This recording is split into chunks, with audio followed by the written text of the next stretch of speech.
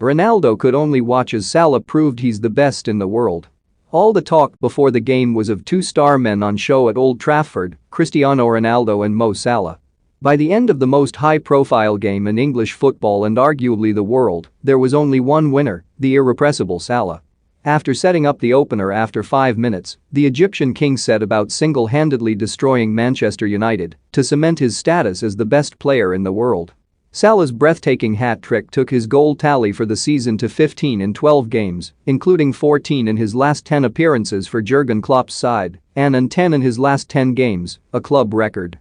He also became the first Liverpool player to score in 3 successive games at Old Trafford and the first opposition player to score a hat-trick at Old Trafford in the Premier League. Is Mo Salah the best player in the world? Have your say in the comments below. Such mesmerizing form has made Salah the favorite to pick up the Ballon d'Or on November 29, and here the 29-year-old set about showing just why he is worthy of that elite status. With his current deal expiring in 18 months, Salah can effectively name his price to sign a contract extension, with Liverpool having little option but to give him what he wants in terms of wages and length of deal.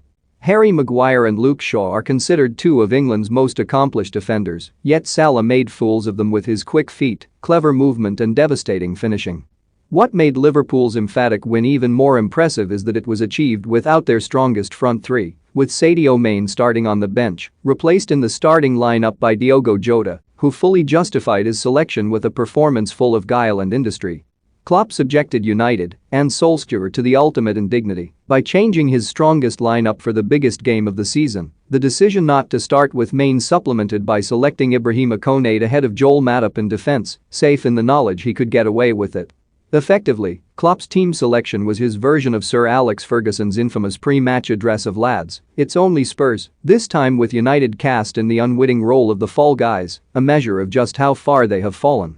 Jubilant Liverpool fans taunted United with ironic chants of "Ole's at the wheel" and implored the crestfallen Solskjaer to give them a wave, a request he judiciously ignored, the away fans reveling in the misery of their fiercest rivals. For 2 decades, Liverpool were forced to watch as Sir Alex Ferguson's United dominated the domestic scene, storming past their record title haul to become England's most successful club. But never, in all that time, did Liverpool roll over as obligingly as United did on this occasion. Liverpool closed the gap to one title in 2020 with their maiden Premier League triumph, this meeting providing conclusive proof of how far the Merseyside club have progressed and how much United have regressed since Ferguson's retirement in 2013. Rate the players below.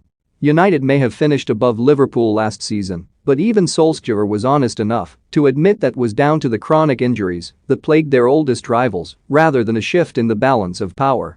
This season's title race looks set to be a 3-way duel between Liverpool, Manchester City and Chelsea, with United so far out of the equation they will be lucky to claim a Europa League place, let alone a Champions League spot.